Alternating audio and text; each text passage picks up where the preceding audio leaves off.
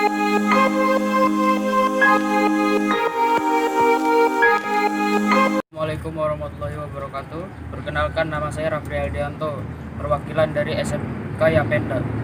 Kali ini saya akan menjelaskan tentang definisi PJM-FI, sistem suplai bahan bakar dengan menggunakan teknologi kontrol secara elektronik yang mampu mengatur pasokan bahan bakar dan udara secara optimum yang dibutuhkan oleh mesin pada setiap kendaraan. Prinsip kerja sistem PJM-FI, inputnya yaitu TP sensor, EOT sensor, CKP sensor.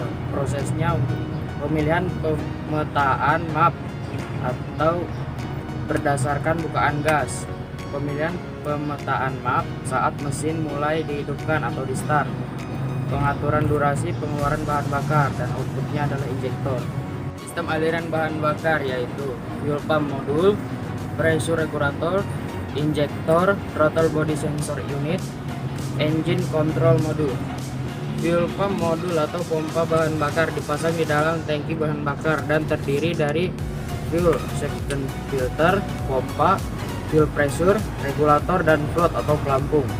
Fungsinya adalah untuk memompa dan mengalirkan bahan bakar dari tangki ke injektor. Tekanan bahan bakar di dalam sistem aliran bahan bakar diatur oleh pressure regulator. Pressure regulator mengembalikan bahan bakar dengan membuka katup saat tekanan bahan bakar melebihi 294 kPa. Pressure regulator, bagian atas dari pressure regulator terkena tekanan bahan bakar di dalam saluran bahan bakar. Jika tekanan bahan bakar melebihi tekanan standar yaitu 294 kPa, maka valve akan terdorong membuka bahan bakar melalui valve dan kembali ke tangki bahan bakar. Pengukuran tekanan bahan bakar. Pompa bahan bakar berfungsi memompa bahan bakar dari fuel tank ke injektor sesuai dengan kebutuhan mesin yang dikendalikan oleh ECM. Pompa bahan bakar adalah sebuah impeller atau turbin pompa yang digerakkan oleh motor 12 V DC dengan tekanan konstan 294 kPa. Berikut adalah peralatan yang diperlukan untuk melakukan pengukuran pompa bahan bakar, yaitu fuel pressure gauge manifold, fuel feed house. Prosedur pengukuran tekanan pompa bahan bakar. Yang pertama, pastikan kunci kontak ke posisi off, lepaskan konektor pompa bahan bakar, putar kunci kontak ke posisi on, hidupkan sepeda motor sampai mesin mati. Putar kunci kontak ke posisi off, lepaskan selang bahan bakar, pasang fuel pressure gauge dengan benar, pasang kembali konektor pompa bahan bakar, putar kunci kontak ke posisi on, hidupkan sepeda motor dan lihat hasil pengukuran. Pastikan tekanan yang dihasilkan adalah 294 kPa. Fuel injektor. Injektor bekerja sesuai sinyal dari ECM untuk menyemprotkan bahan bakar ke dalam intake manifold. Injektor terdiri dari komponen filter, solenoid, coil, plugger, spring, dan needle valve. Cara kerja injektor. ECM menentukan pengaturan waktu injeksi bahan bakar. ECM mengirim sinyal listrik ke solenoid sehingga pada solenoid terjadi gaya magnet yang menyebabkan plugger dan needle valve tertarik, yang mengakibatkan terbukanya lubang-lubang nozzle injektor sehingga bahan bakar yang bertekanan 294 kPa akan terinjeksi menuju ke ruang bakar.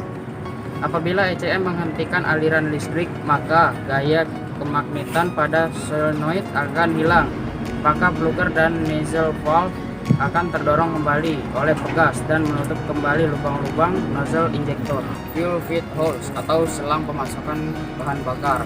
Selang pemasukan bahan bakar pada PJM-FI mempunyai lebih banyak lapisan daripada selang untuk kendaraan dengan karburator, sehingga dapat tahan terhadap tekanan yang lebih besar dan material berbeda. Jika selang pemasukan bahan bakar dipasang dengan lengkungan atau puntiran yang ekstrim, maka akan menyebabkan masalah pada pemasukan bahan bakar dan kerusakan pada selang. Sewaktu memasang selang pemasukan bahan bakar, pastikan selang telah ditempatkan sesuai aliran dengan benar Lihat buku pedoman operasi. Throttle body.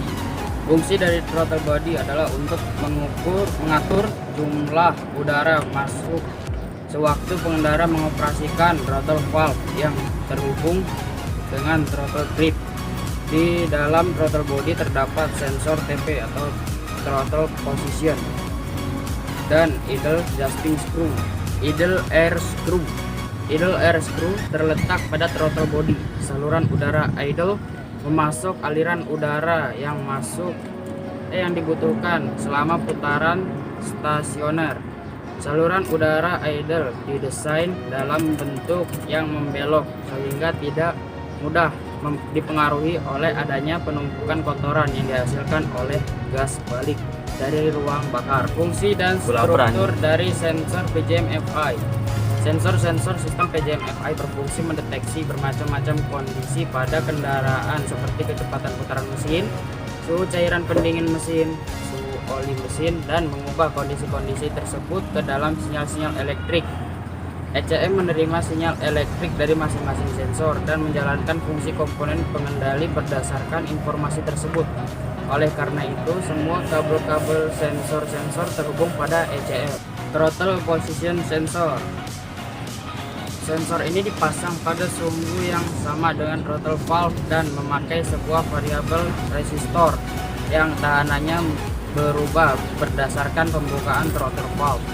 Oleh karena itu, sewaktu listrik melalui variabel resistor, voltase berubah berdasarkan seberapa besar sudut throttle valve terbuka dan voltase yang dihasilkan dipakai sebagai sinyal elektrik yang dikeluarkan dari sensor defect. MIL atau malfunction indicator lamp.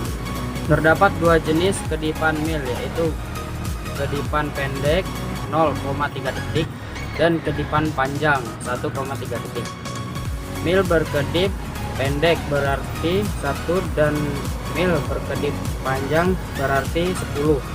Jika dua atau lebih kode kegagalan yang terdeteksi, maka semua kode akan dikeluarkan secara berulang-ulang. Pemeriksaan histori kode kegagalan dalam ECM. Apabila kerusakan pada sensor sudah diperbaiki, maka MIL tidak akan berkedip. Akan tetapi ECM masih merekam atau menyimpan adanya kode kegagalan yang terjadi sebelumnya. Bisa diketahui dengan cara memasangkan DLC short connector pada DLC. Prosedur pemeriksaannya seperti berikut. Lepaskan cover sehingga DLC kelihatan. Pastikan kunci kontak pada posisi off. Lepaskan DLC cap atau penutup DLC. Hubungkan DLC short connector. Putar kunci kontak ke posisi on. Histori kegagalan sensor yang disimpan dalam ECM dapat dibaca. Prosedur menghapus kode kegagalan dalam ECM. Lepaskan cover sehingga DLC kelihatan. Pastikan kunci kontak pada posisi off. Lepaskan DLC cap atau penutup DLC.